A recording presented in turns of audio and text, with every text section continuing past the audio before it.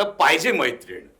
असं म्हणून मी हिला बघ तिला बघ मग ही नाही मग ती नाही म्हणजे काही रिस्पॉन्सच नाही ना मैत्रिणीत. कधी कधी मी व्हेरिएशन घ्यायला लागलो की माझा दिग्दर्शक मला थांबवतो. नको थांब, हे नाही घ्यायचं. आणखीन एक स्वामी हा कल्याणवरनं तुम्ही पुण्यावरून येतो ते डिस्टन्स सारखंच. डिस्टन्स सारखं.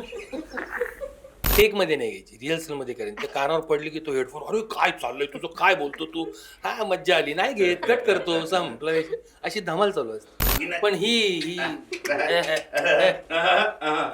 शक्यच नाही.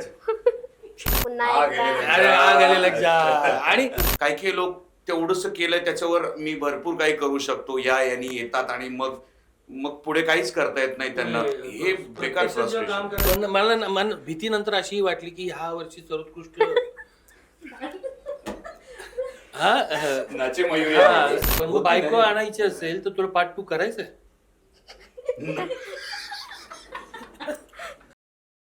नमस्कार, मी आकांक्षा तळेकर तुमच्या सगळ्यांचं स्वागत करते महाराष्ट्र टाइम्समध्ये. मंडळी, ठरलं तर मग ही मालिका प्रेक्षकांच्या मनावर राज्य करते आणि या मालिकेचा पाया असलेले महिपत आणि नागराज हे आपल्यासोबत आज भेटीला आलेत. आपण त्यांच्यासोबत त्यांच्या मनातल्या गप्पा जाणून घेऊया. कसे आहात दोघं? मस्त, एकदम मस्त. कसं वाटतंय आज महाराष्ट्र टाइम्समध्ये येऊन? आम्ही दोघंही खरं तर सरप्राईज होत. मगाशी म्हटलं पण आपल्या गप्पा चालू होत्या की अरे विलनला बोलवलंय, वा वा वा, बरं वाटलं, खूप मस्त वाटतंय. पण तुम्हाला स्वतःला असं वाटतंय का तुम्ही विलन आहात तसं? नाही, विलन आम्ही प्रत्यक्षात माणूस म्हणून अगदीच विलन नाही आहोत. एक भूमिका करण्यासाठी जे काही करतो तेच. त्यामुळे प्रत्येक माणसात एक विलन असतोच. आणि आम्ही खूप पॉझिटिव्हली घेतो विलन असणं, त्यामुळे आम्हाला अजून छान वाटतं विलन असणं. असं काही त्याच्यात वाईट वाटत नाही खरं सांगायचं तर. पण मालिकेच्या सुरुवातीपासून येऊया. तुमची तर आनंद अभ्यंकर सारखे एक मोठे कलाकार होते, त्याच्यानंतर तुम्हाला त्यांची जबाबदारी तुमच्या खांद्यावर टाकली. तर कसं वाटलं आधी तुम्हाला की अरे बाबा एवढा मोठा कलाकार आहे आणि त्याची जबाबदारी आपण आता पुढे कॅरी फॉरवर्ड करायची आहे, तर काय वाटलेलं? नाही, खरं तर खूप म्हणजे प्रेशर खूप होतं, कारण की त्यांचा अनुभव आणि सगळ्यात महत्त्वाचं म्हणजे त्यांचं वय आणि माझं वय याच्यामध्ये खूप फरक होता. आता केतकी माझ्या मुलीचा रोल करते, सो ते सगळंच बघायचं होतं की ते वय कसं येईल. त्याच्यानंतर मी तो बाप वाटणं पण गरजेचं आहे. पण ह्या सगळ्यासाठी ना सगळ्या टीमची फार मदत होते. म्हणजे आमचे दिग्दर्शक सचिन गोखले. मी म्हटलं मला हे प्रॉब्लेम आहे, काहीतरी करावं लागेल. बाकी होत राहील गोष्टी, पण सचिन आणि बाकीचे माझे सगळे को आर्टिस्ट सगळे सुपर. म्हणजे मालिकेचा विजय आपण म्हणतो ना, ते सगळे कलाकार खूप छान आहेत एकमेकांची. म्हणजे ज्ञाना आणि मी खूप वर्षापूर्वी एक मालिका केली होती, त्याच्यानंतर साधारण 10-12 वर्षानंतर आम्ही सोबत काम करतोय. पण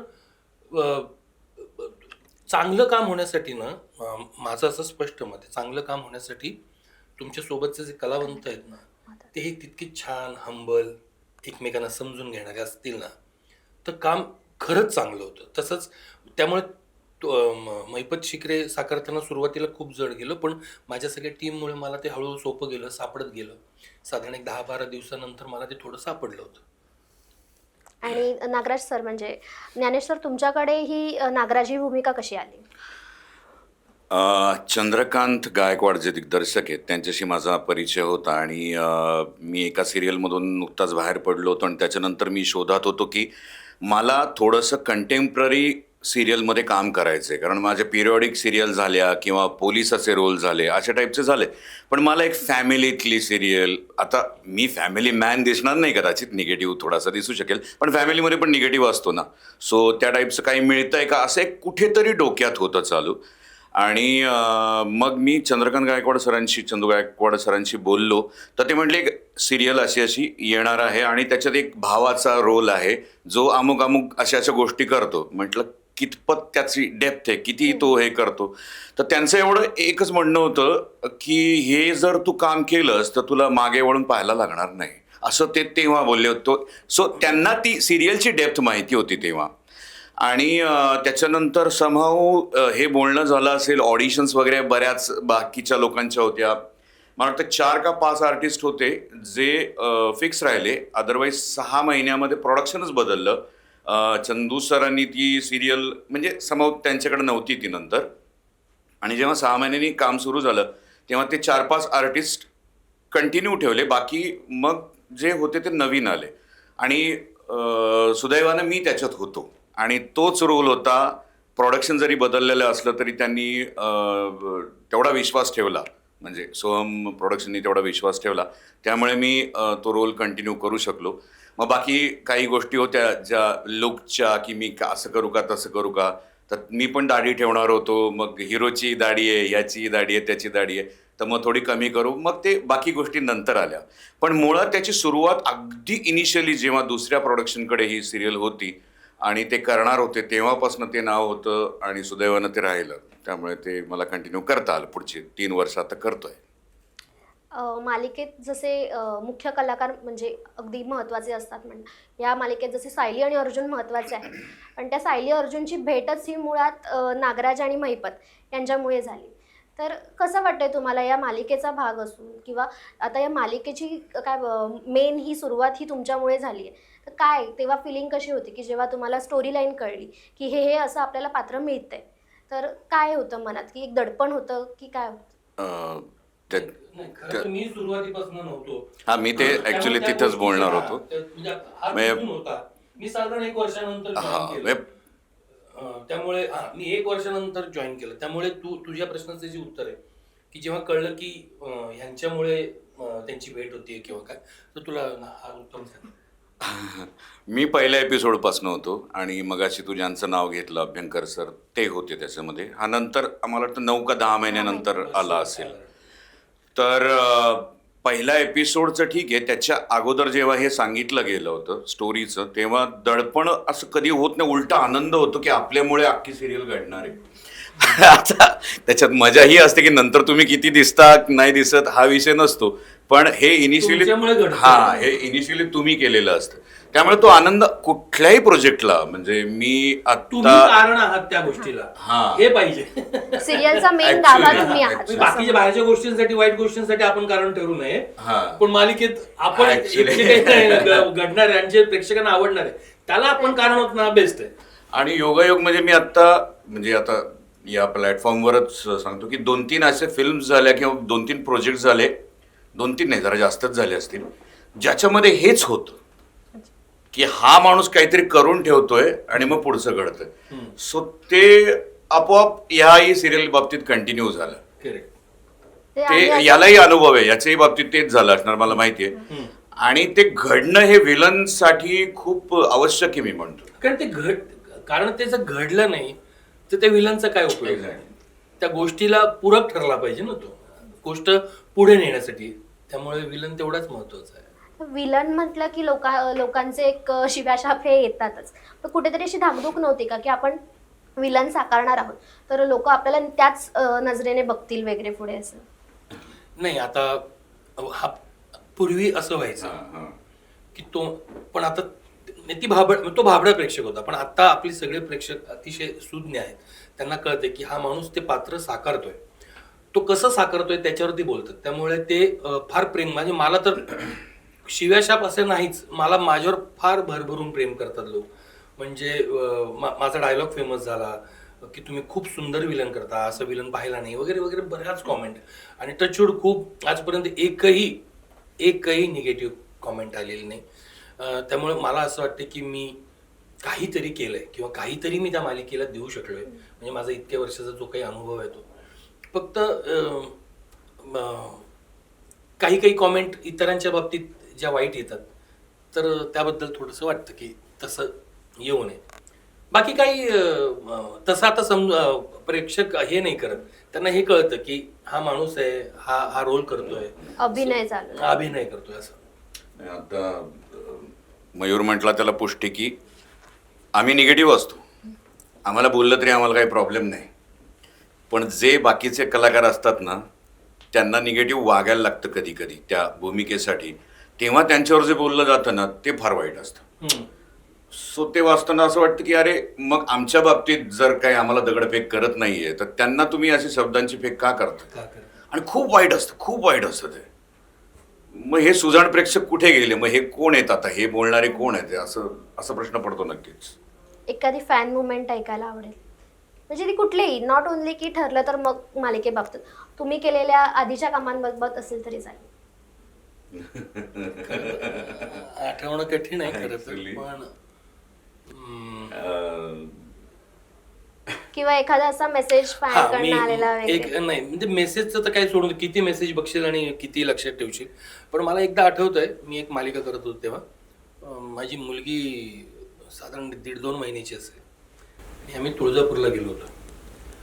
आई, मी, एक छोटंसं ताणं बाळ, माझं बायको, माझा मित्र जो गाडी चालवत होता, आणि आम्ही ज्ञानात बघत होतो की अशी रांग रे, बाप रे, कसं करायचं, वर ऊन, सूर्य तापलेला आहे, ती रडतीये, काय काय बराच प्रवास खूप झालेला आहे, म्हटलं काय करायचं, कसं जायचं. आणि असा विचार डोक्यात आला.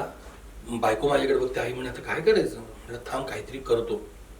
तेवढ्यात तिथे जे असतात ना व्हॉलेंटियर्स असतात ना, त्यातला एक जण माझ्याकडे आधीपासूनच खूप वेळ मला बघत होता, पण त्याला कन्फर्म होत नव्हतं. त्याने माझ्याकडे बघितलं तर मी म्हटलं याला कळावं की तो मीच आहे, म्हणजे काहीतरी मदत होईल म्हणून मीच त्याला स्माईल दिली. मग त्याला ते पटलं आणि मग तो आला जवळ आणि मला म्हटलं सर ते तुम्ही ते हे असं असं कुठल्या सिरियल बाबत? हे माझा आपली नाही गंध फुलांचा गेला सर, तेव्हाची म्हणजे जवळ 12-13. आणि हा विचार करत होतो 1-2 मिनिटापूर्वी. त्याच्यानंतर 7व्या मिनिटाला दर्शन करून मी बाहेर आलो होतो. तर हे प्रेम आहे. आणि म्हणजे आई बायको माझ्याकडे बघत राहिली, नाही काय झालं.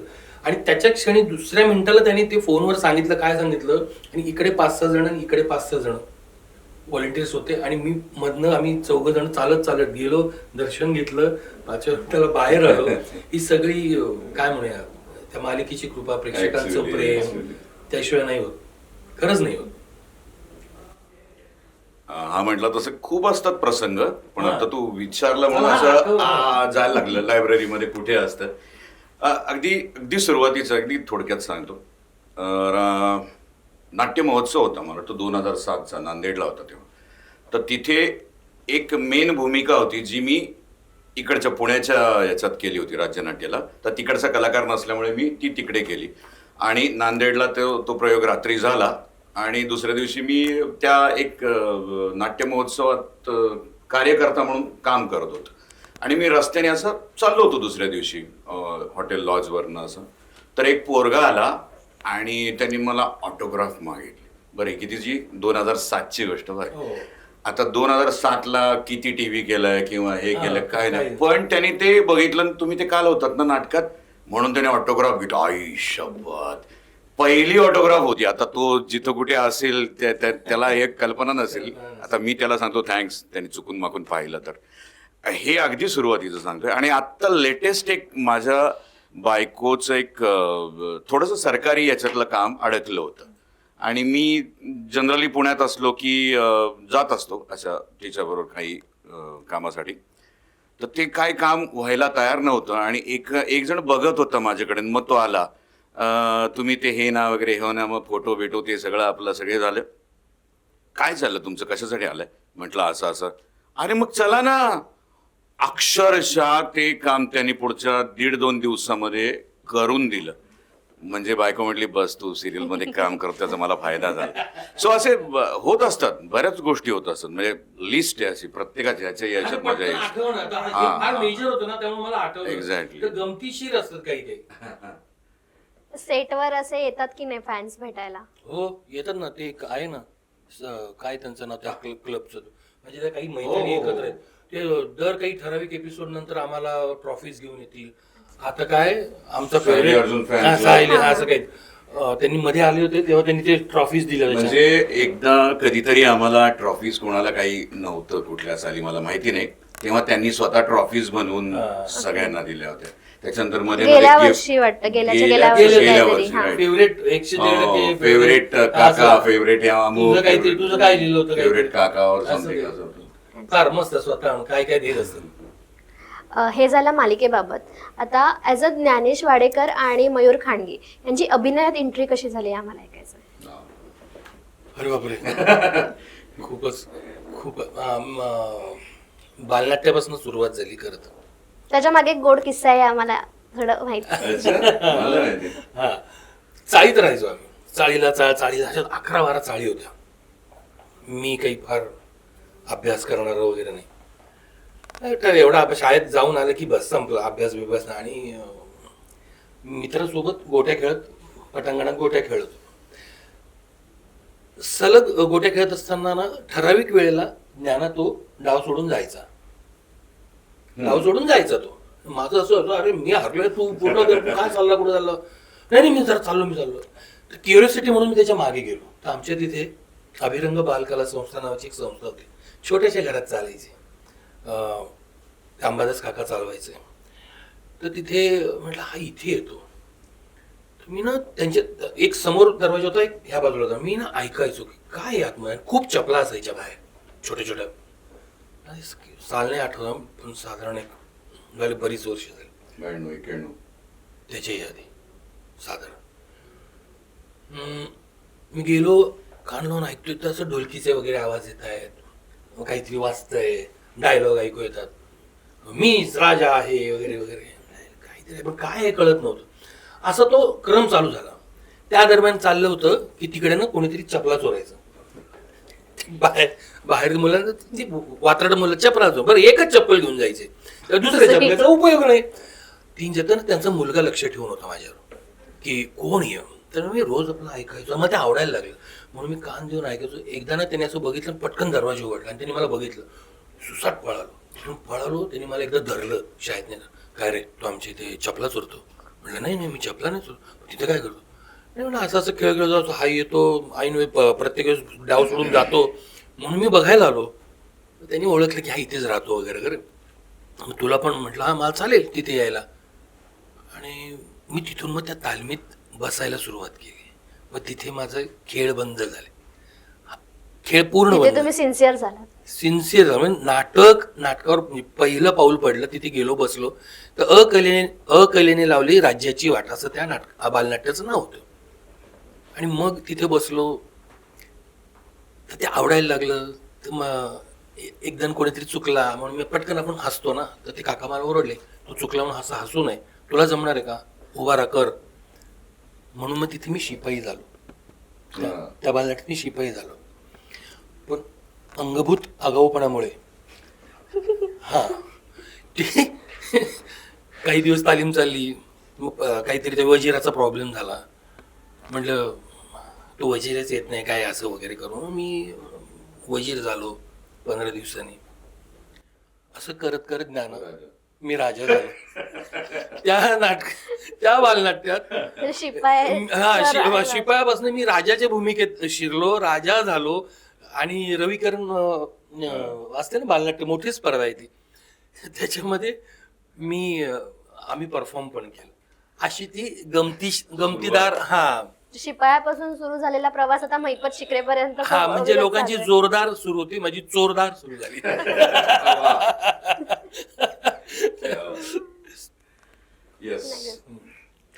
आता तो सांगत होता तेव्हा मला कळलं, एका मित्रामुळे तो असा कुठेतरी पोहोचला. माझंही थोडक्यात तसंच झालं. आता म्हणजे आधी सांगितलं असतं तर मी त्याला बोललो असतो. कॉलेजमध्ये होतो आर्किटेक्चरला, फायनल इयरला आमचे एक सर होते. त्यांना वाटत होतं की मराठी काहीतरी करावं. एक तर टिपिकल अशा मोठ्या कॉलेजेसमध्ये आंग्ल वातावरण असतं, म्हणजे इंग्लिश वातावरण असतं ना कुठेही. मराठी संस्कृती खूप फार जपली जात नाही. पण त्या सरांनी, ते दिल्लीचे होते, त्यांनी सांगितलं की तुम्ही काहीतरी मराठी करा. दिल्लीचे असून मराठी. हा, दिल्लीचे आर्किटेक्ट ते, पण ते इकडे शिकवायला होते. पण त्यांनी तरी सांगितलं. सो काय करायचं तर मराठी म्हणण्यापेक्षा त्यांना म्हणायचं आपल्या मातीतलं करा टाईप होतं. आणि 15 ऑगस्ट जवळ येत होता आणि त्यांचं म्हणणं होतं 15 ऑगस्टला काहीतरी करा. तर सर काय करतात जनरली, तू अमुक अमुक देशपांडे तू हे कर, कारण ते देशपांडेपर्यंत पोहोच असते ना त्यांची. देशपांडे काय करतो हे माहीत असतं त्यांना. तसं वाडेकर काय माहीत नव्हतं काय करतोय ते. त्यामुळे त्यांनी देशपांडे नाही, ते माझा मित्र कौस्तुभ चिवटेज आहे, त्याला सांगितलं की तू मराठी याच्यातलं त्यात त्यांना माहीत असलेला जो होता त्याला त्यांनी एका ठिकाणी बोलवलं वर्गामध्ये. आणि त्याला काहीतरी सांगत होते ते. आणि मी त्या वर्गाच्या बाहेरून जात होतो आणि मी बघितलं, अरे कौस्तुभ चिवटे आत काय करतायत, म्हणजे सरांबरोबर. म्हणून मग मी तिथे घुसलो आणि अरे ते 15 ऑगस्टला असं करायचं. तोपर्यंत माझी लिंक नव्हती त्या गोष्टीशी. बरं. आणि मग ते हळूच माझ्या हातात आलं ते की आपण करूया ना असं काइंड ऑफ. आणि ते करताना मग तिकडे इंजिनिअरिंगचा तास चालू आहे, मी इकडे लिखाण करतोय, असं करून एक स्किट तयार झालं. त्याच्यानंतर मग ऍक्ट कोण करणार, कौस्तुभ तू तिकडे कर मी इकडे करतो, असं म्हणून आम्ही दोघांनी ऍक्ट केलं. मग त्याचं डिरेक्शन मी केलं. सो हे सगळं झालं 7 दिवसात.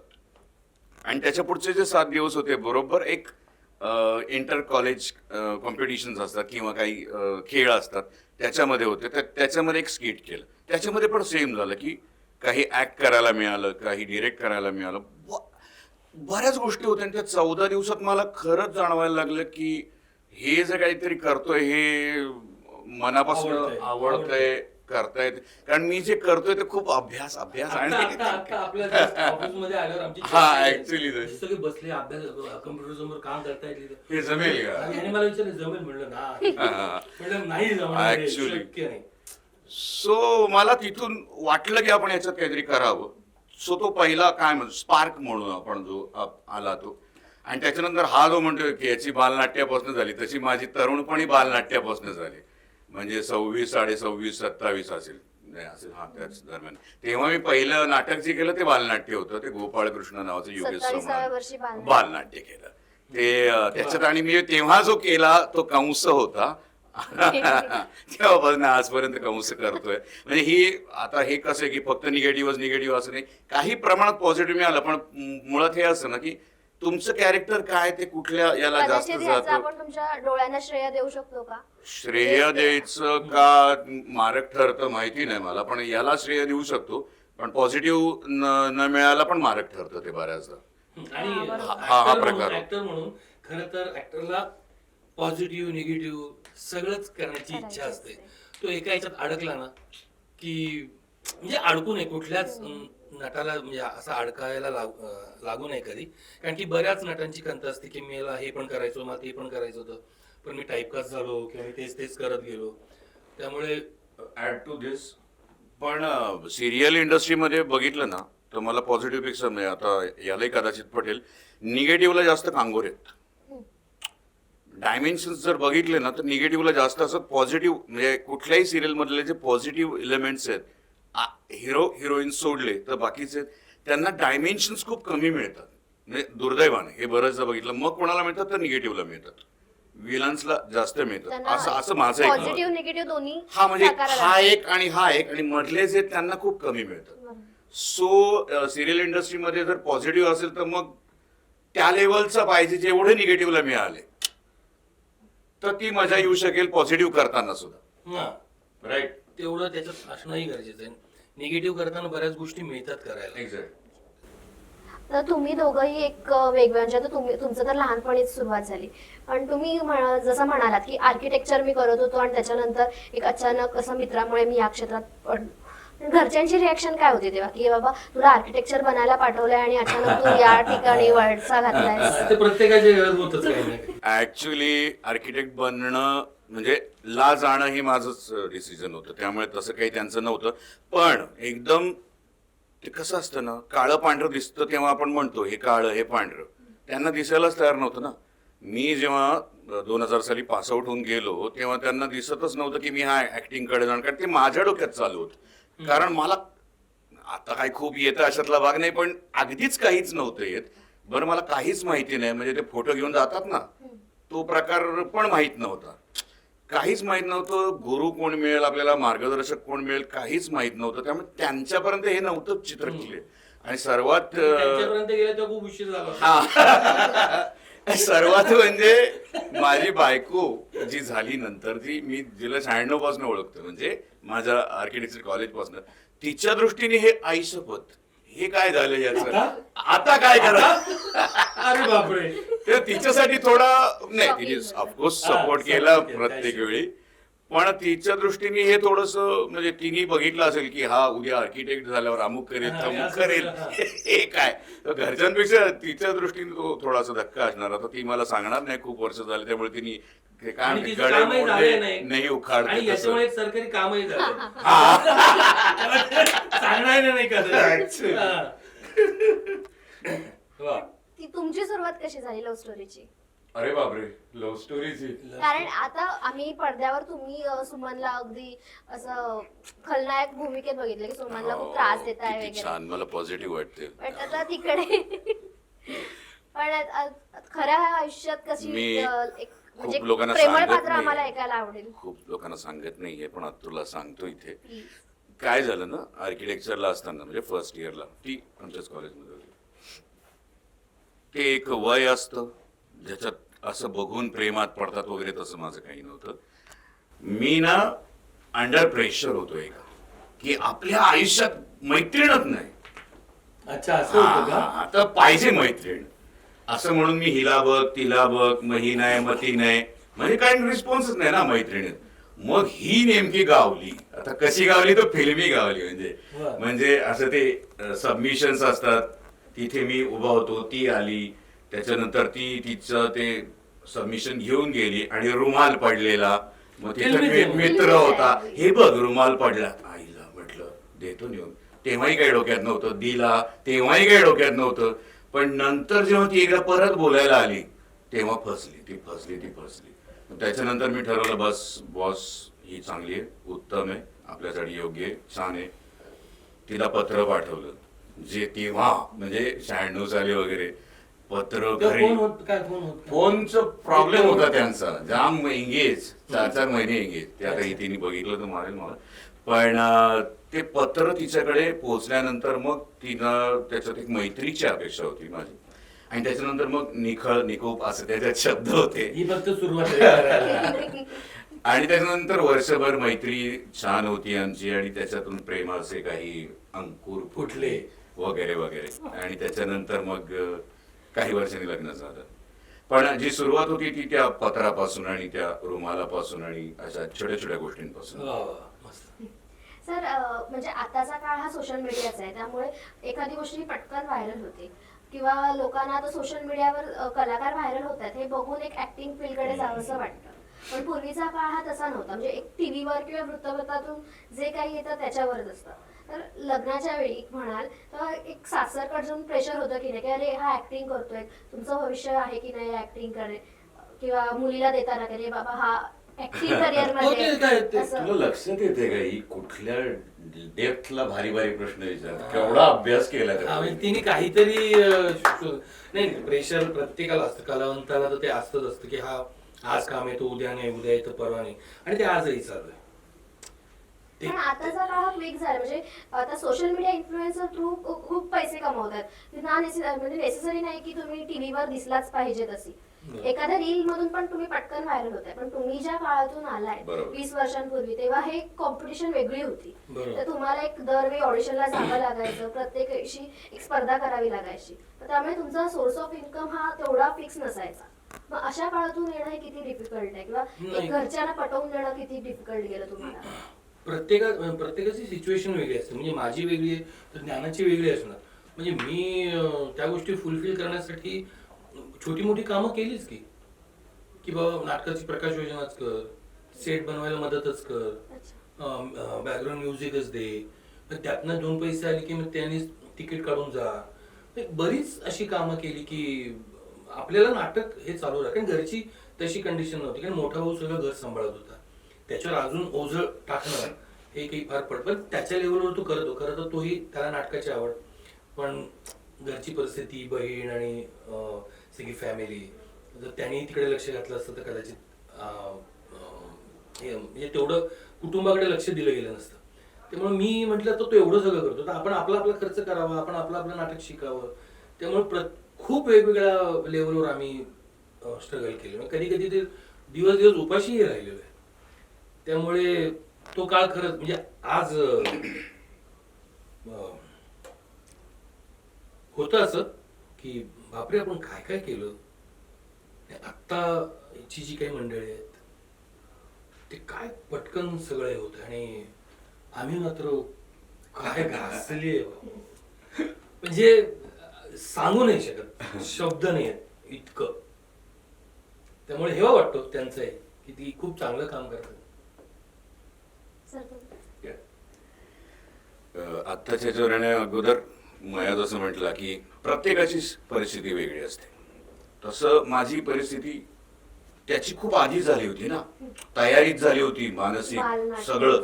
हा, सो माझी नंतर ना, म्हणजे मी आर्किटेक्ट झालोय, आता वेगळं प्रेशर.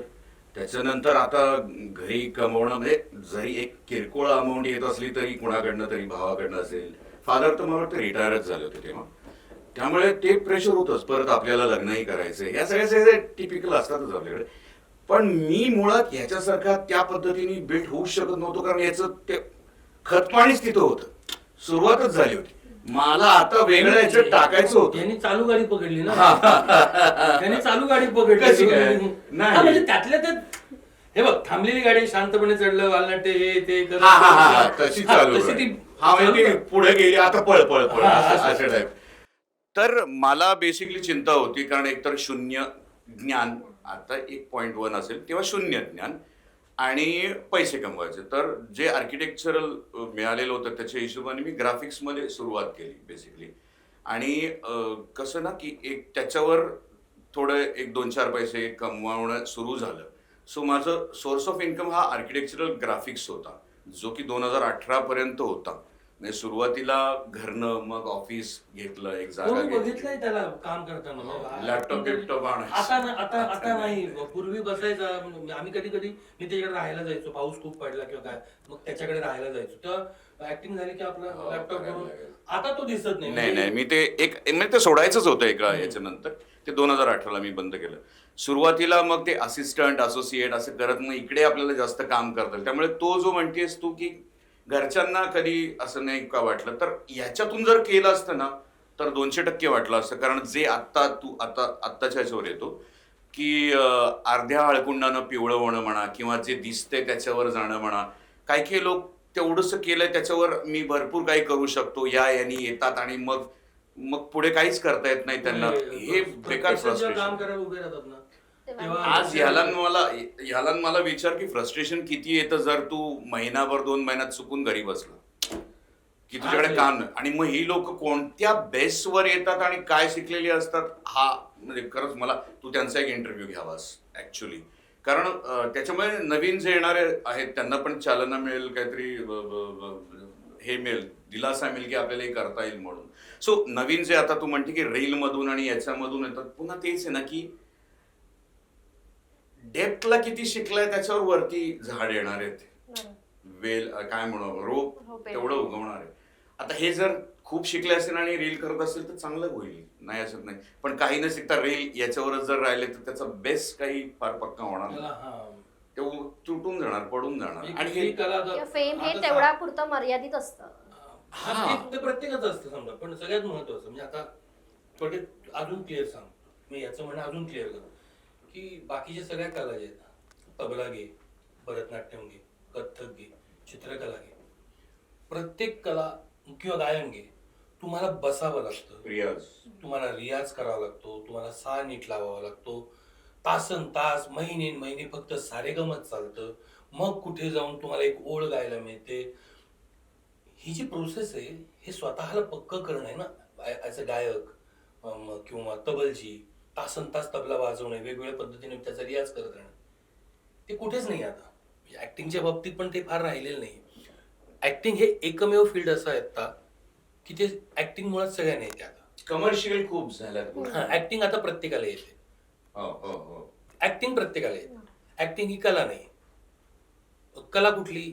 जी शिकली जाते, जिला वर्षानुवर्ष आपण आपल्या आयुष्यातली वर्ष देतो आणि म्हणजे तप करतो, आणि मग जी अवगत होते ती कला ना, ही सगळ्यांनाच येते. त्यामुळे ही कला नाही म्हणता येणार. हे फार भारी बोललास. हा, हे सगळ्यांनाच येते. त्यामुळे ऍक्टिंग ही आता काही कलाविला राहिलेली नाहीये. तर ती प्रोसेस पण राहिलेली नाहीये. तेवढा वेळ पण कोणी देत नाही. म्हणजे एक नाटक, आम्ही नाटकाच्या तालमीत कितीतरी दिवस आमच्या नाटकाच्या तालमी चालू असायच्या, छोटं त्यामध्ये काय अजून छान करता गेल्या, तेवढा वेळ पण नाही कोणाला. त्यामुळे मग ते त्यांच्या कामातही दिसतं. आणि याच्याबरोबर असं झालंय ना, की खूप उथळ विचार व्हायला लागलेत, असं एक होतं. म्हणजे लिखाणाची एक डेप्थ असते, ती आर्टिस्ट त्या पद्धतीने ती कॅच करतो, तर तो एक डेप्थला, म्हणजे काय म्हणू आपण त्याला, भरीव परफॉर्मन्स दिसू शकतो. मी सगळ्या लिखाणाचं हे बोलत नाहीये, मी इन जनरल बोलतोय, की इन जनरल जो ॲव्हरेज हे आहे की मग सगळ्यांच्या डेप्थ कमी झाल्यात, ते गांभीर्य कमी झालंय. हा म्हणजे हा हे पैशासाठी जसं की हा. मला अमुक अमुक चॅनल हे केलं तर मला अमुक अमुक व्ह्यूज मिळतात, प्रत्येक मग गोष्टीवर काही काही करू अवलंबून शकतो. आहे. म्हणून हे केलं जातंय, हा. हे मिळावं म्हणून हे केलं हा. जातंय. ह्याच्यासाठी जे करायला हवं ते नाही. पण मग समजा तसं एक सीन आहे, तो सीन काही फक्त नटाची जबाबदारी नसते. ती नटाची जबाबदारी नसते, फक्त दिग्दर्शकाची. म्हणजे तो सीन चांगला होण्याची जबाबदारी दिग्दर्शकाची, नटाची, त्याला लिहून आलेल्या संवादांची, त्या परिस्थितीशी, त्या सिच्युएशन, सगळ्यांची जबाबदारी असते तो सीन चांगला होण्याची. आता काय झालंय, नाही एक तर ते दिग्दर्शकावर लोटून द्या, नाही तर त्या नटावर लोटून द्या. हा बरं करतो ना, हा करेल चांगलं, असं म्हणून त्याच्यावर लोटून देणार, बाकी काही. आमच्या सुदैवानं आम्ही जिथे जिथे काम केलं हा. तर तिथे स्क्रिप्ट पासून बऱ्याच गोष्टी या लेवलच्या होत्या, व्यवस्थित. त्याच्यामुळे ते चांगलं करता आलं आम्हाला. कारण वाक्य चांगलं लिहून आलं ना की ते अजून चांगलं करावं असं वाटतं. जर वाक्य नीट लिहून नाही आलं तर ते वाक्य करेक्ट करून करण्यामध्ये एक वेगळी एनर्जी जाते. आणि आम्ही काही लेखक नाही, लेखकाचं जे काही लिखाणाचं ज्ञान आहे ते आम्हाला नाही. त्यामुळे लेखकाकडनं जितकं चांगलं येईल ना तेवढं आम्हाला ते करायला फार बरं वाटतं, मजा येते. सेटवर तुम्हाला, आता तुम्ही जसं बोलात की लेखक एक वाक्य लिहून देतो आणि आम्हाला काही मुभा मिळते, सेटवर व्हेरिएशन घ्यायला तुम्हाला मुभा आहे का? म्हणजे सेट ठरलं तर मग हा, मी कधी कधी मी व्हेरिएशन घ्यायला लागलो की माझा दिग्दर्शक मला थांबवतो, नको थांब, हे नाही घ्यायचं, तू हे नको घेऊ रे बाबा, असं. म्हणजे आम्हाला मुभा आहे, नाही असं नाही. पण म्हणजे त्याचंही थांबवण्यामागचं कारण की तू जे बोललाय हे चालणार आहे का पुढे चॅनलमध्ये, मग त्याच्यावरनं राडे बिडे. कारण की मी असे राडे होणारे वाक्य मध्यंतरी एकदा दोनदा बोललो होतो, आहे ना.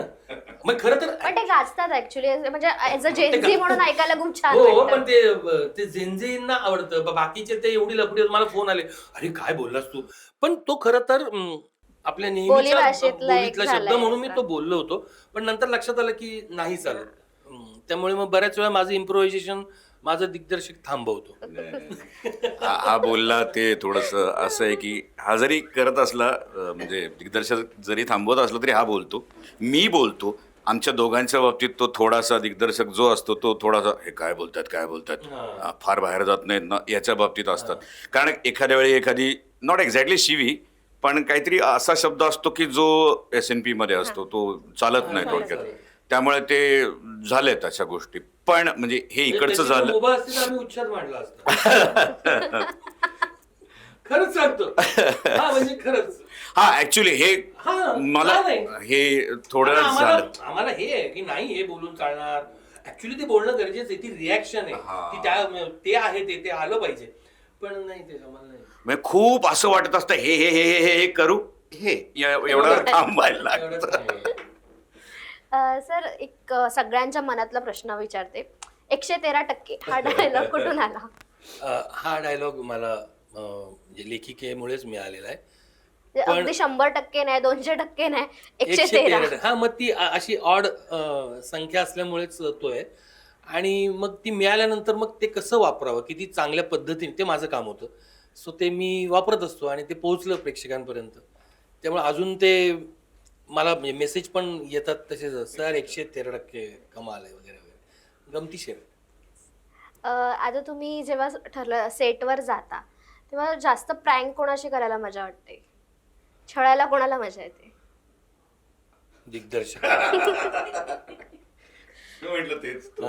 दिग्दर्शकाला. कारण तो काय फार वेगवेगळ्या पद्धतीने आम्हाला छळतो, त्यामुळे आम्ही त्याला वेगवेगळ्या पद्धतीने छळतो. मी त्याला ॲडिशन घेऊन छळतो. मला माहिती असतं ही ॲडिशन ह्याला चालणार नाही, मग त्याला न सांगता रिहर्सलमध्ये ती करायची, टेकमध्ये नाही घ्यायची, रिहर्सलमध्ये करायची. त्या कानावर पडली की तो हेडफोन, अरे काय चाललंय तुझं, काय बोलतो तू, हा मज्जा आली, नाही घेत, कट करतो, संपलं, अशी धमाल चालू असते. जेव्हा कोर्ट सीन झालेला तेव्हा तुमचा एक डान्स सिक्वेन्स आम्हाला बघायला मिळाला, आनंदी आनंद गडेवाला. तर ती एक म्हणजे ते तुमचं होतं की लिहूनच आलेलं तसं? हा, म्हणजे थोडं लिहून आलं होतं, पण आम्ही एक हे पहिल्यांदा एकदा जेव्हा केलं तर ते लोकांना आवडलं, म्हणून तर तेच यायला लागलं खूप. आणि मग मी नाचेच कितीतरी, मग नाचे मयूरच झाला माझा.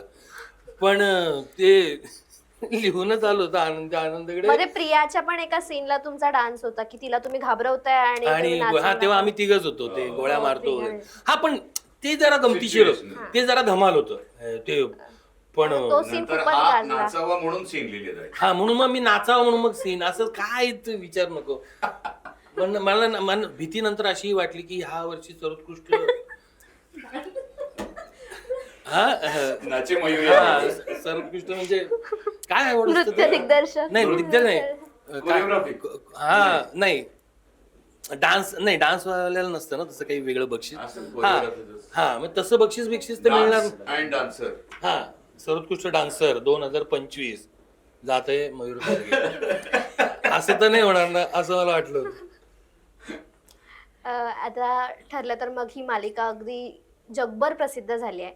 नुकताच जुई गडकरीने एक व्हिडिओ पोस्ट केलेला ज्यामध्ये इस्रायलवरून तुमचे चाहते सिरियल बघतायत. म्हणजे सध्या सगळीकडे एक युद्धजन्य परिस्थिती आहे, पण त्यातही एक विरंगुळा म्हणून ठरलं तर मग ही मालिका पाहिली जाते. कसं वाटतंय तुम्हाला की तुमच्यावर प्रेक्षक एवढं प्रेम करतायत? नाही एक खरंच सांगतो, तो व्हिडिओ पाहिल्यानंतर की ते काय सिच्युएशनमध्ये असतील ना, आपण त्याचा अनुभव नाही घेऊ शकत.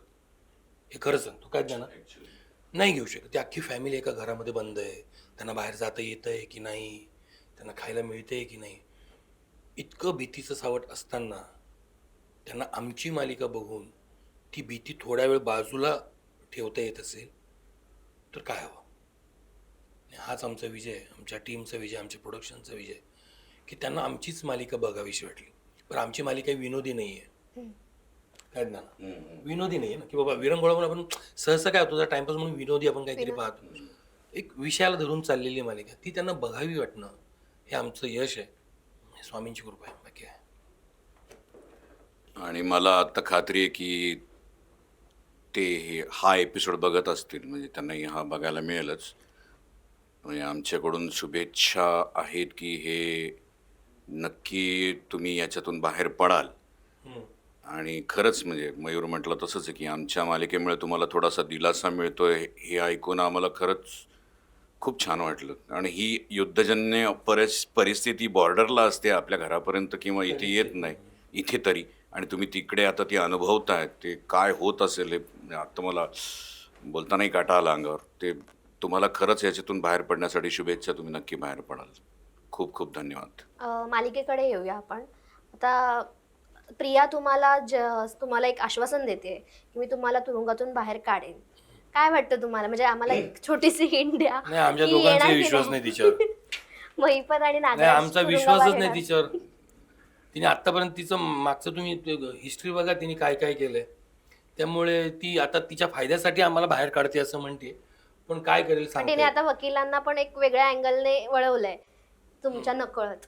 तर नाही नाही, पण वाटतं आता का? वकील काय, आता अर्जुन सारखा वकील असताना तो त्याविषयी जे वकील आले होते, माझा कॉन्फिडन्स लो झाला होता. पण मी आशा ठेवली आहे त्याच्यावर की होईल.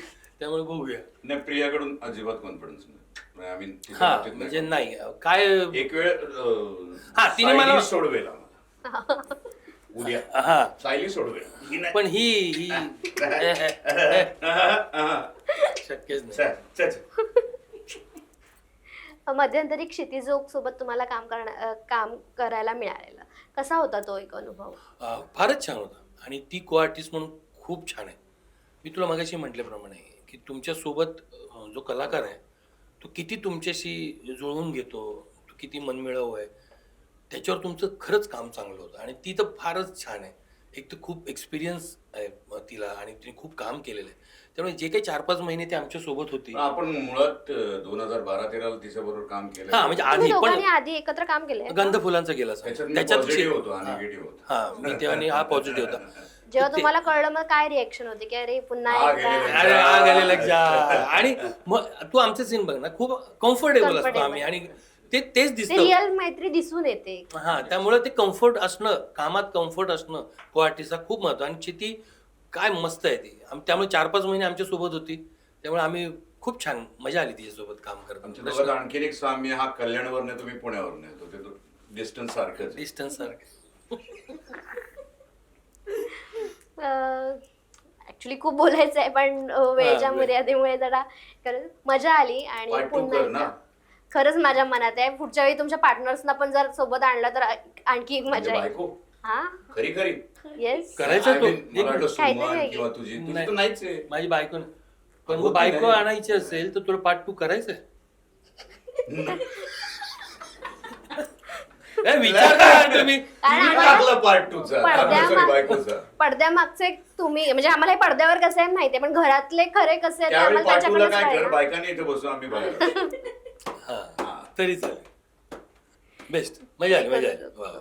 Yes, thank you so much. Thank you. आणि खरंच मजा आली. पुन्हा एकदा नक्की भेटू, सेटवर सगळ्यांसोबत भेटू. असंच येत राहा आमच्याकडे आणि all the best for your future. आमच्या दोघांकडनं तुमचे खरंच खूप आभार. महाराष्ट्र टाइम्सचे आभार की असा वेगळा विचार तुम्ही केला. त्यामुळे आमच्या दोघांकडनं मी तुम्हा सगळ्यांना थँक्यू म्हणतो. तुला thank you thank you so much. Thank you so much. हा तेच दोघांकडनंही आभार आहेत, महाराष्ट्र टाइम्स आणि ग्रुपचे आणि स्पेशली आकांक्षाचे, जिने ही आकांक्षा धरली की इथं विलन सुद्धा येऊ शकतात आणि असं बोलू शकतात, त्यांचा इंटरव्ह्यू होऊ शकतो, ज्याला खूप लाईक्स मिळतील, खूप लोक सबस्क्राईब करतील वगैरे, असं काहीतरी बोलायचं असतं ना शेवटी. तर विलन पण एक माणूस असू शकतो हे आम्हाला दाखवायचं होतं. माय माणसातला विलन आणि विलनातला माणूस असं तिने शोधायचा आज प्रयत्न केलाय. आपण तिचा इंटरव्ह्यू नंतर स्पेशल घेऊ, आम्ही दोघं घेऊ, येस येस नक्की. केव्हाही असेच भरपूर लाईक्स द्या. थँक्यू, धन्यवाद. Thank you so much.